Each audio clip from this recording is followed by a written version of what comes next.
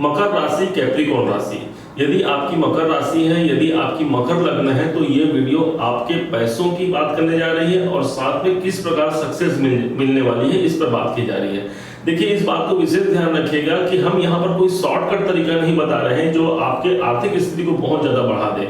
हम इसको बिल्कुल ही इस प्रकार से बताने जा रहे हैं कि आपको ऐसी कौन सी ड्यूटी मिली है जिस ड्यूटी को अपना करके आप जो है आर्थिक रूप से बहुत ज्यादा संपन्न हो सकते हैं, बहुत ज्यादा तरक्की प्राप्त कर सकते हैं।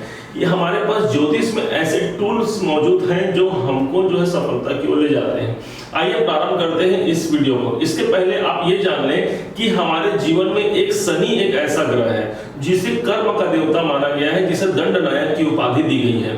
अब जब शनि जो है मकर राशि के लिए इनके सेकंड हाउस पर शनि आए हुए हैं, आप ये बात भूल जाइए कि आपको 7.5 का प्रभाव है नहीं है, इससे कोई फर्क नहीं पड़ता। बस आप इस ड्यूटी को अपना रहे, निश्चित मानिए आपको सफलता मिलेगी। आपके राशि से सिर्फ ठीक जो है सेकंड हाउस पर शनि जो है 17 जनवरी 2023 से आ गए हैं और लगभग मार्च 2025 तक इस भाव पर रहेंगे। अर्थात पूरे 30 साल बाद आपके जीवन के धन भाव पर शनि देव आए हैं। इससे अच्छा कॉम्बिनेशन और भला क्या हो सकता है। अब ये मान के चलिए कि शनि जहां बैठे हैं उस भाव की वृद्धि करते हैं, ऐसा ज्योतिष की मान्यता है। अब शनि जब हमारे सेकंड हाउस पे आए हैं तो हमारे आर्थिक दृष्टिकोण से मजबूत बनाएंगे, हमें आर्थिक संपन्नता देंगे, ये बात तो फिक्स हो गई। अब यहाँ पर शनि की 3 दृष्टियां होती हैं, शनि की तीसरी दृष्टि, शनि की 7वीं दृष्टि और शनि की 10वीं दृष्टि, इसे ज्योतिष में सिद्ध किया गया है। अब जिस भाव पर शनि की दृष्टियां होंगी उस भाव के कार्य करके आप अपने जीवन को उन्नत बना सकते हैं। आइए प्रारंभ करते हैं कहां दृष्टि है और क्या संबंध है। धन भाव पर शनि देव आए हुए हैं, सबसे पहले तो आपके आर्थिक रूप से आपको संपन्न बना देंगे। अब यहीं से आर्थिक संपन्नता कहां से प्राप्त होगी, तो आर्थिक संपन्नता प्राप्त होगी 4th हाउस से, चौथा घर। शनि की पहली दृष्टि आ रही है आपके 4th हाउस पे, मतलब आपकी ड्यूटी लग गई है 4th हाउस पे। चौथा घर कहेगा आपके प्रॉपर्टी का, आपके धन का, आपके प्रॉपर्टी का, आपके भूमि का, भवन का, वाहन का, मकान का, आपकी माता का। इस भाव पर आपकी ड्यूटी लगी हुई है। मतलब ये है कि यदि आप इस चौथे भाव को एक्टिवेट कर लेते हैं, इसके कार्य को करते हैं, तो आपकी धन बढ़ जाएगी। चौथे भाव से संबंधित कार्य कौन कौन से और हो गए, तो इस भाव में यदि आपके पास भूमि है, यदि आपके पास भवन है, यदि आपके पास मकान है और यदि आपके पास मां है, क्योंकि मां ही चतुर्थ भाव है, तो इन सभी की देखरेख कीजिए, इन सभी की सेवा कीजिए। आप भूमि को कैसे सेवा कर सकते हैं, देखिए आपके नाम पर भूमि हो चाहे ना हो, आप सिर्फ आपके नाम पर मकान हो चाहे ना हो, सिर्फ उसकी देखरेख करके उस पर ध्यान रख करके आप सफलता अर्जित कर सकते हैं। हाँ, यहाँ पर तीसरी दृष्टि शनि की है, तो ये भी बात निश्चित मानिए कि आपका कोई ना कोई प्रॉपर्टी इस अवधि के 23 से 25 के बीच में आप प्रॉपर्टी परचेस करेंगे ही करेंगे। क्यों? क्योंकि शनि की दृष्टि ही पड़ी हुई है, आपकी ड्यूटी ही लगी हुई है। आपके मकान में आप देखेंगे कि नवीनीकरण करने का आप प्रयास करेंगे और वो नवीनीकरण ही आपकी ड्यूटी है। कोई भी टूट फूट है या कोई भी कमजोरी स्थिति में आपके मकान है, उस पर आप कार्य कीजिए। शनि देवता को यहां से प्रसन्नता मिलेगी क्योंकि कर्म के कारक है और आपकी आर्थिक स्थिति बढ़ जाएगी। कितना सरल, कितना सुलभ यह उपाय है। अब यही स्थान आपकी माता का हो गया, माता का आशीर्वाद लीजिए, माता है तो उनका आशीर्वाद लीजिए। और यहाँ पर जब आप माता का आशीर्वाद लेते हैं, अपने नेटिव प्लेस, 4th हाउस आपका नेटिव प्लेस है, इस भाव से जुड़ करके अपने जहां आपका जन्म स्थान है, जहां आपका पैतृक मकान है, वहां पर जा करके यदि आप कुछ समय व्यतीत करते हैं तो आपका धन एक्टिवेट हो जाएगा। क्यों? क्योंकि सीधा संबंध शनि का इस स्थान पर है।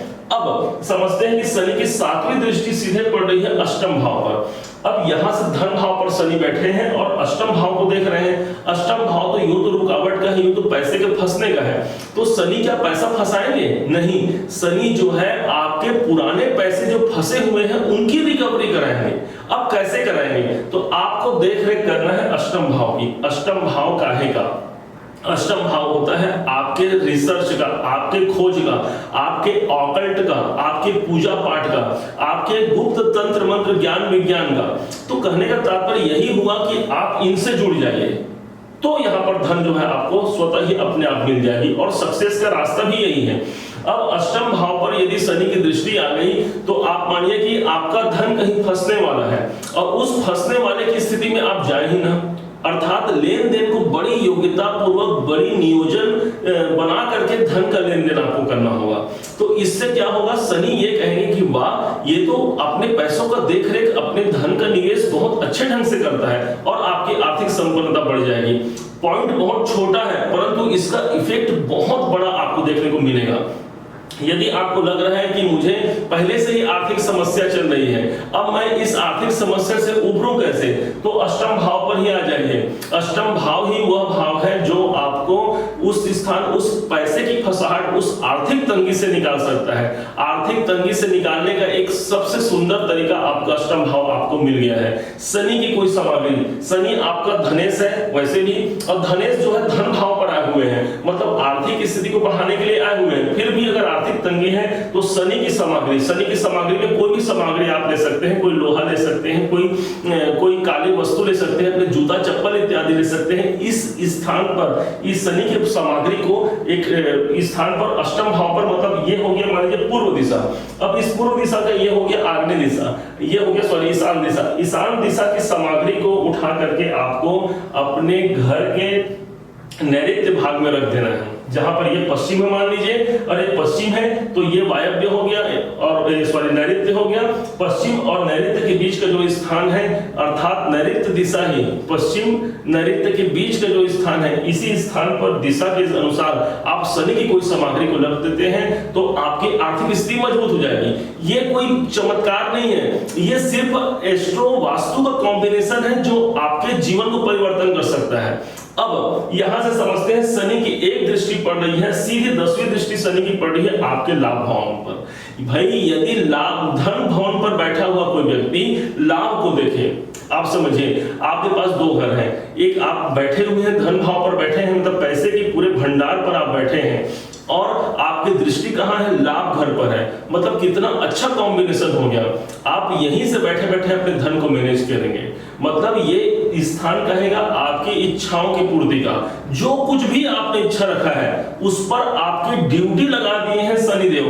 भाई जो आपने जो डिजायर आपकी है, जो ड्रीम आपकी है, उस ड्रीम पर आप काम कीजिए। देंगे कौन, शनिदेव। किससे देंगे, क्योंकि धन भाव पर बैठे हैं। क्या मिलेगा, तो धन मिलेगा।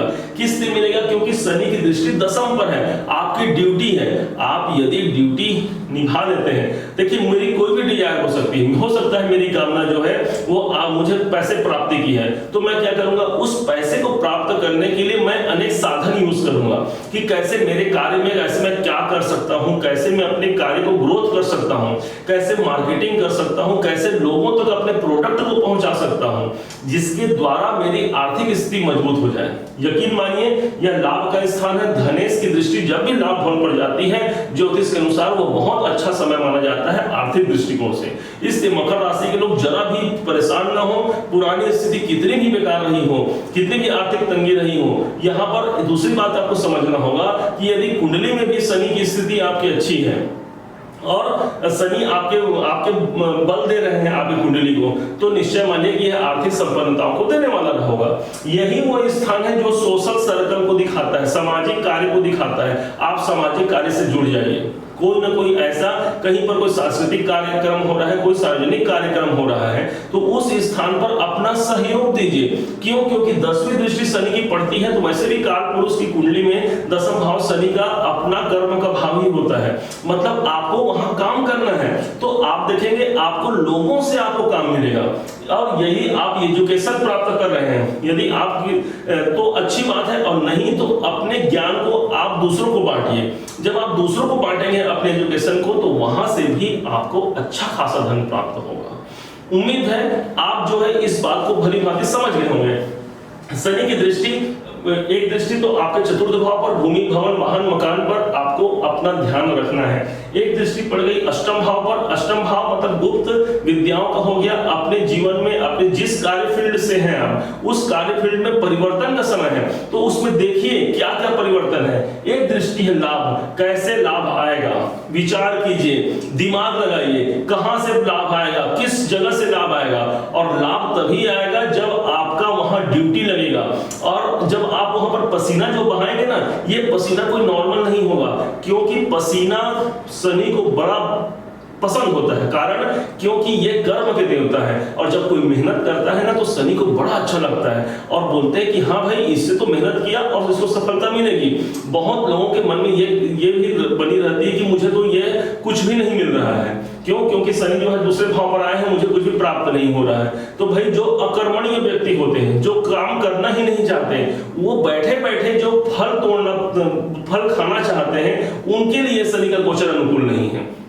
क्यों? क्योंकि शनि जो है धन भाव पर बैठकर लाभ को देखेंगे तो लाभ की ही आपकी बात कर रहे हैं। और यदि आप काम धंधा नहीं करेंगे, आप भाग्य के भरोसे बैठे रहेंगे, तो भाग्य जो है उतना प्रबल नहीं है आपका, क्योंकि भाग्य में शनि की कोई दृष्टि नहीं आ रही है। तो हाँ, लेकिन भाग्य के देवता तो शनि देव है ही नहीं, वो तो कर्म के देवता है। इसलिए आपको कर्म को करना होगा, और किन किन फील्ड में आपको बताया गया है, उन फील्ड में कर्म को कीजिए। आप देखेंगे आपको सामाजिक दायरे से लाभ होगा, आपको आपकी माता से लाभ होगा, और आपको आपके जो इष्ट देवता हैं आपके, या जो गुरुवर हैं, उनसे लाभ होगा। तो इन सब से जुड़ करके कोई काम कीजिए, इन सब का आशीर्वाद लीजिए, तो निश्चय मानिए कि ये जो 2023 से लेकर 2025 का समय है, इस समय पर एक ऐसी सीढ़ी का आप निर्माण कर सकते हैं, जो सीढ़ी भविष्य में आपको जमीन से लेकर के शिखर तक आपको पहुंचा सकता है, जमीन से चोटी तक पहुंचा दे। और विशेष मानिए तो आपकी यही सक्सेस का मूलभूत आपका यही सूत्र माना जाएगा। उम्मीद है आप सब कैप्रिकॉर्न राशि वाले मेरे इस वीडियो से प्रसन्न हुए होंगे।